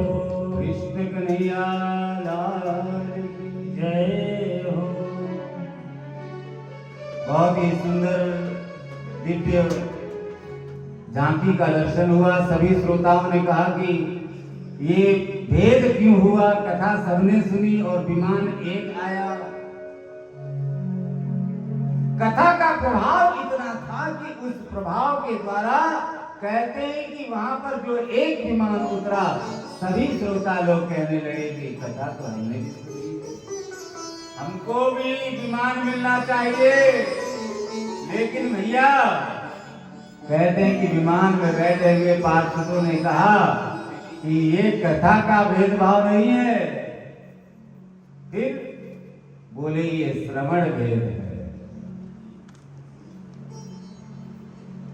आप लोग कथा सुनते थे, आपका मन इधर उधर जाता था, शरीर भी इधर उधर जाता था, लेकिन ये एकाग्र चित्त होकर के अपने मन के द्वारा कथा अमृत को सुनता और मनन करता था। प्रेत बुद्धि भले ही हो, लेकिन इसका संस्कार था। इसने अपने ज्ञान का, अपने विवेक का, पिछले जन्म का जो था संस्कार, उस संस्कार का कहते हैं कि ब्राह्मण के घर में जन्म लेना भी बहुत बड़ी बात है, और जन्म के बाद कर्म अच्छे करना और बड़ी बात है। केवल ब्राह्मण के घर में पैदा हो गए और 3 रुपए का जनेऊ पहन लिया और रोली का तिलक लगा लिया, चुटिया देखा दूनी बढ़ा लिया, कपड़े लेने से काम नहीं होगा साधु का। साधु का मतलब होता है भैया मन को रंग ले। जो मन को रंग लेगा भैया, मन ही बहुत बड़ी बात है।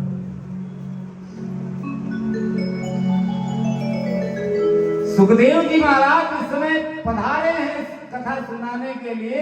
तो प्रथम स्कंद के अंतिम श्लोक में प्रश्न किया गया, द्वितीय स्कंद के पहले श्लोक में पहले अक्षर से उसका उत्तर दिया गया।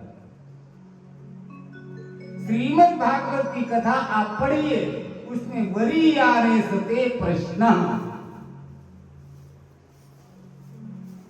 सुखदेव जी महाराज ने सबसे पहले उसको बताया, परीक्षित को बताया कि 4 बातें याद रखना।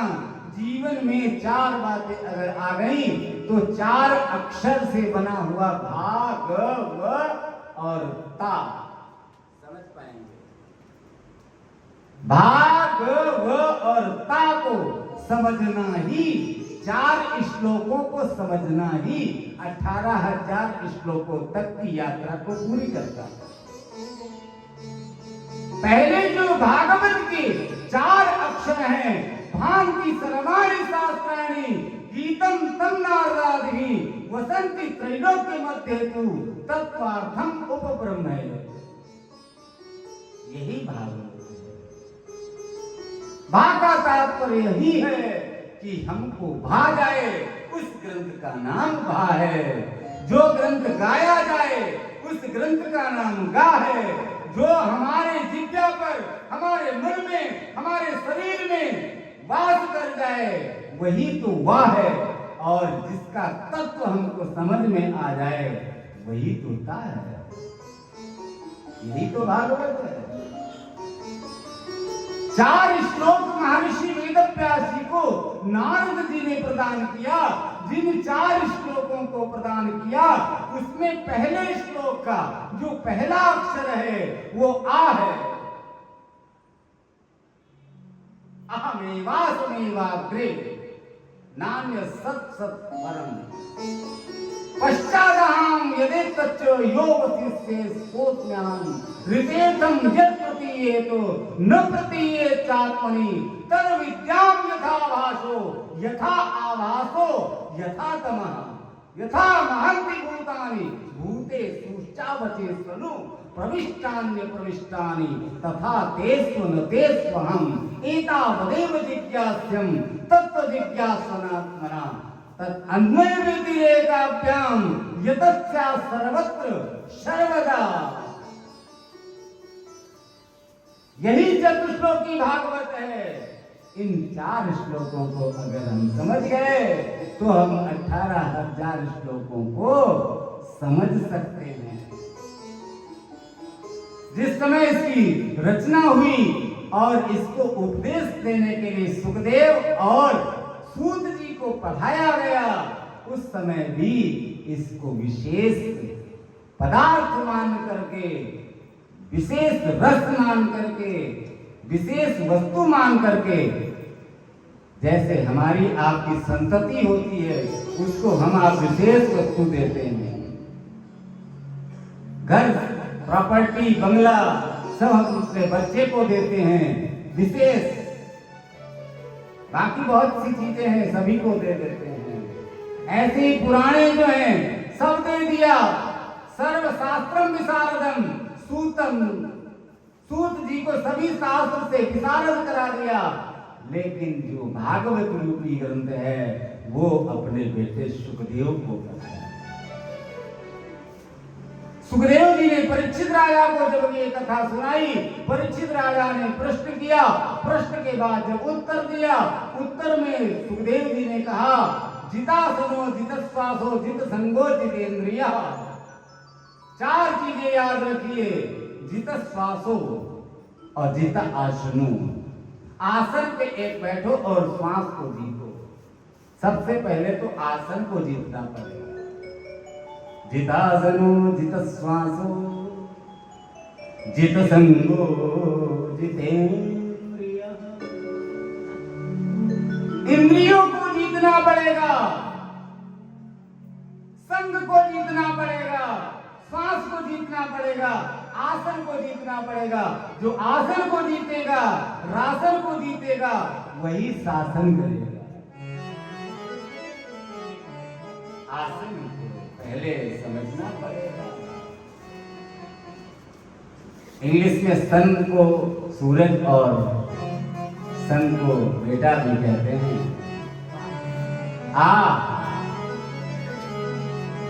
शन सूर्य को ही आत्मा कहा गया। सूर्य से आत्मा जगतस्थ तेजा। सूर्य ही आत्मा है जो जगत का तेज बना हुआ है। और यही जो प्रकाश है, यही जो तेज है, उस तेज को जो समझ गया वही माता की, पिता की, गुरु की सेवा कर सकता है। सेवा ही परम धर्म है। और इस परम धन को जो प्राप्त करना चाहता है, उस कड़ी में 7 दिन की ये कथा है। पहले दिन की कथा आज हम आप सभी लोग श्रवण करने का ये अभ्यास कर रहे हैं। और इस अभ्यास के द्वारा आने वाले 6 दिन में आप सब लोग इसको जरूर समझ सकोगे। अवश्य बात समझ में आएगी कि कथा तो बहुत बार सुना है, बहुत बार सुना है, उसका ही फल है कि आज विशारद में सुन रहे हो। बहुत जगह कथा अगर नहीं सुनी होती तो पता ही नहीं होता कि लाल धोती शोभा यात्रा में पहनी जाती है, पीले कपड़े पहने जाते हैं, इस प्रकार से डांस किया जाता है, इस प्रकार से निछावर की जाती है, पता ही नहीं होता। पता है कि कपड़े ले चलना है, पता है चावल ले चलना है, पता है मीठा ले चलना है, पता है काजू कतली ले चलना है, पता है कि वहां मिष्ठान ले चलना है। ये कथा सुनते सुनते ये अभ्यास होता रहता है। ऐसे ही आसन पर बैठ करके जो कथा सुनता है उसकी सारी व्यथा दूर हो जाती है।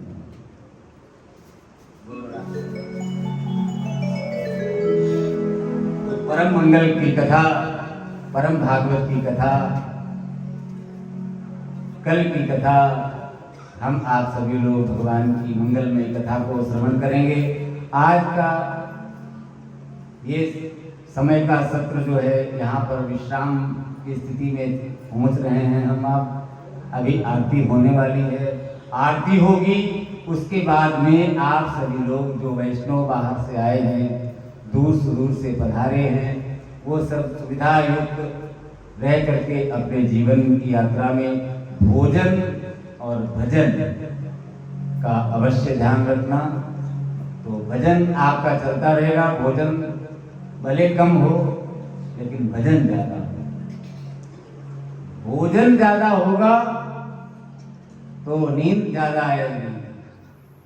और एक विशेष बात यहाँ आपको आज पहले दिन बतानी आवश्यक है। देखो भाई, कमरे में सोना, लेकिन पंडाल में बैठ करके 7 दिन तक इस बात का विशेष ध्यान रखा जाता है कि कान जो हैं वो भागवत कथा में होने चाहिए, तो आपको भी आनंद आएगा और कहने वाले को भी आनंद आएगा।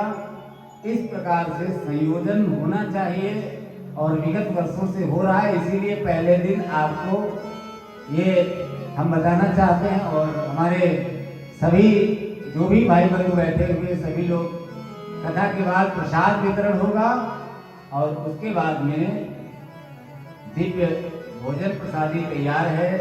भोजन प्रसादी सभी लोग करेंगे। तब जैसे हर वर्ष गीत संगीत के साथ में आप लोग गाते बजाते हैं, इस बार भोजनालय आपका वहाँ हो गया है तो वहाँ आप लोग गुनगुनाएंगे, लेकिन हमारे ठाकुर जी तो सुनते ही रहेंगे। ये कथा उसी हाल में होनी थी। आपको बता देता हूँ, चलिए 2 मिनट और ले लेता हूँ आपका समय। क्यों लखनऊ वाले भैया अशोक जी आज्ञा है? देखो, ये कथा का हमारा वार्षिक उत्सव करने का उसी में विचार था, लेकिन व्यवस्था पूरी नहीं हो सकी, तो फिर चर्चा हुई कि चलो इसी में करते हैं। हम तो हर साल इसमें लगभग करते ही हैं, क्योंकि इसके पहले गैलरी में कर चुके हैं, इसके पहले पंडाल में कर चुके हैं, और उसमें भी बाबूजी हमारे साक्ष्य हैं। क्यों बाबूजी? गैलरी में हम लोगों ने कथा किया था बरामदे में, वहां से यहाँ ठाकुर जी ने बिठाया है, और आपके पीछे जो कथा हाल बना हुआ है जहाँ भोजन प्रसादी चल रही है, उसी में 108 श्रीमद् भागवत पारायण महायज्ञ करना है। उसी का ये अभ्यास अभी चल रहा है। उसमें हम 45 नंबर तक पहुंचे हैं। और दान की परंपरा में 108 कमरे यहाँ बन रहे हैं, जो भक्तों के द्वारा बनाए गए हैं। अभी तक अपने पास 35 कमरे लगभग तैयार हैं, जिनमें हम आप सब रुके हुए हैं, और 50 कमरे अभी और तैयार हो रहे हैं, जिसमें 1 नंबर का पहला कमरा हमारे अग्रवाल जी के द्वारा दान हुआ है। 4.5 लाख रुपए का दान। इसी परंपरा में जो नीचे के हमारे कमरे बने हैं, इसमें 3 कमरे दान हो चुके हैं। और एक जक्की माता जी हमारी हैं हिमाचल की, जिन्होंने 2 कमरों का दान दिया है 9 लाख रुपया। कृष्णा चक्रवर्ती हमारी बैठी भुवनेश्वर से आई है, जिन्होंने 3.5 लाख रुपए का दान दिया था और 1 लाख रुपया गुप्त दान किया था। बहुत दिन की बात है, इसका शुरुआत कर रहे थे हम लोग, तब दिया था। ऐसे और भी दानदाता बैठे हैं जिन्होंने दान दिया है। हम सबका अभी नाम नहीं ले सकते हैं, 2-4 नाम हमने आपको बता दिए। ऐसे तो बहुत हमारे पास दानदाता है जिन्होंने दान दिया है, तभी तो ये सब बना है। ये अशोक जी हमारे जो बैठे हैं, ये हमारी भागवत कथा पर्सनल करा चुके हैं, अकेले यजमान बनकर। इनके लिए भी ताली बजा दीजिए। तो हमारे भानु भैया लखनऊ से आए हैं, इनका भी दान होता है। बता दें क्या?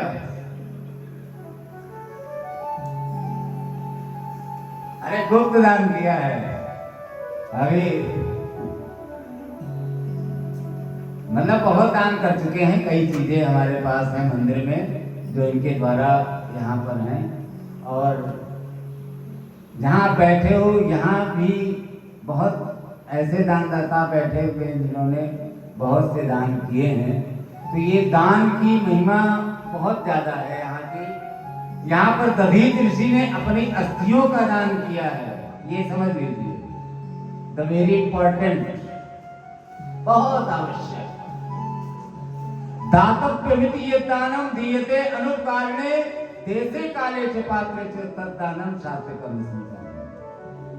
देश काल और पात्र का ध्यान दे करके जो दान दिया जाए वही दान सात्विक दान होता है। बोलो राधे राधे। अपने लोग सभी लोग अभी खड़े हो जाएंगे, आरती होगी कथा के लिए।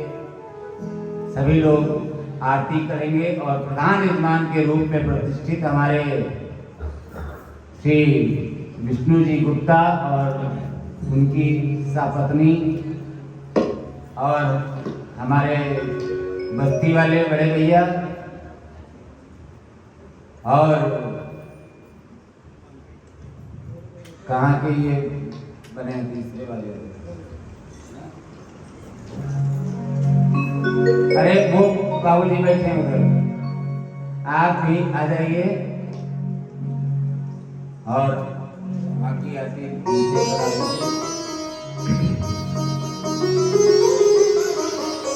किसी भी प्रकार की कोई आपको आवश्यकता हो तो हमारे अमित जी हैं, अभिषेक जी हैं और राधेश्याम अग्रवाल जी हैं, उनसे आप कह सकते हैं। कोई समस्या हो तो सबसे बड़ी कमेटी के हमारे राधेश्याम अग्रवाल जी हैं। आप सहर्ष दिन रात कोई भी समस्या हो तो आप उनसे निवेदित कर सकते हैं और विष्णु जी के होते हुए कोई समस्या ही नहीं होगी।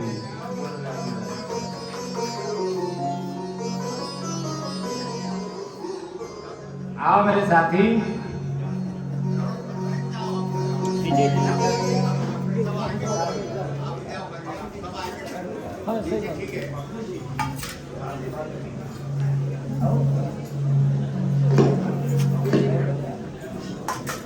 कैमरा डालो, कैमरामैन।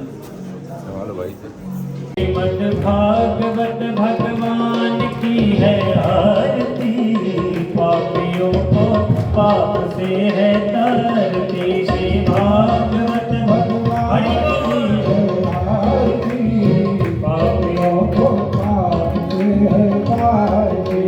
कर्पूर गौरम करुणावतारम संसार सारम भुजगेन्द्रहारम सदा वसन्तं हृदयारविन्दे भवं भवानी सहितं नमामि। त्वमेव माता च पिता त्वमेव, त्वमेव बन्धो च सखा त्वमेव, त्वमेव वेद्या द्रविणा त्वमेव, त्वमेव सर्वं मम देव देव। हरे राम राम राम हरे हरे, हरे कृष्ण कृष्ण कृष्ण हरे हरे। हरे राम राम राम हरे हरे। कृष्ण कृष्ण कृष्ण हरे हरे। हरि ओम देवो शान्तिरन्तर् जगौ शान्तिः वदवे शान्तिरावः शान्तिरो हृदयः शान्तिः वनस्पतयः शान्तिर्षु देवाः शान्तिर्ब्रह्म शान्तिः त्रिलोकं शान्तिः शान्तिरेव शान्तिः नाम शान्तिः। आप आरती कीजिए आप लोग। आराधिक्यं समर्पयामि चरितरीकरणम्। दैवाभिवन्दनं पुष्पाभिवन्दनं आरोग्यार्थे आत्माभिवन्दनं हस्ते पुष्पाण्यादाय पुष्पाञ्जलिं कुर्यात्। उसमें लीजिए आपने हाथ थोड़ी ले लीजिए, लीजिए। ओम हरि ओम ओम नीलविघ्नमयजन्दरे भारतानिरमाणि कृतमान्यं धन्नादेहनादं महिमानः तदनुर्धेदाध्याः तन्नादन्ति प्रचोदयात्। हरि ओम घटिं विघाय तन्नो कृष्णः प्रचोदयात्। हरि ओम भगवान् सदायै च विद्महे कृष्णप्रियायै च धीमहि तन्नो राधा प्रचोदयात् हरि ओम हंसहंसाय विद्महे परमहंसाय धीमहि तन्नो शुकः प्रचोदयात् श्रीवन्तिका बकुलजा भगवाडलाजय पूर्णागजादिकरवीररसालपुष्पै पिलवा प्रबाल तुलसे दलमञ्जरे काम्बोधयामि जगदीश्वर मे प्रसीदा नानासुगन्धपुष्पाणि धातालोद्भवानि च पुष्पाञ्जलिर्मया दत्तं ध्यानं परमेश्वर पापोऽहं पापकर्माहं पापात्मा पापसम्भवः त्राहि मां पुण्डरीकाक्ष सर्वपापहरो भव यदक्षरं पदं भ्रष्टं मात्राहीनं चेत् भवेत् तत्सर्वं क्षम्यतां देव प्रसीदः परमेश्वर आकाशात् पतितं तोयं यथा गच्छति सागरं सर्वदेव नमस्कारः केशवं प्रतिगच्छति त्वमेव माता च पिता त्वमेव बन्धो च जगः त्वमेव वेद्यः द्रविणो त्वमेव सर्वं मम देवदेव इति मन्त्रपुष्पाञ्जलिं समर्पयामि नमस्करोमि बोले भागवत भगवान की बालकृष्ण लाल की वर्धननाथ की वल्लभाधीश की श्याम सुंदर भरणी की गोसाई जी परम दयाल की ललिता मैया की रामकृष्ण भगवान की गंगा मैया की गौ माता की भारत माता की नैमिषारण्य धाम के कुछ प्राणियों में विश्व का मां पार्वती दे हर हर महादेव जय जय श्री राधे।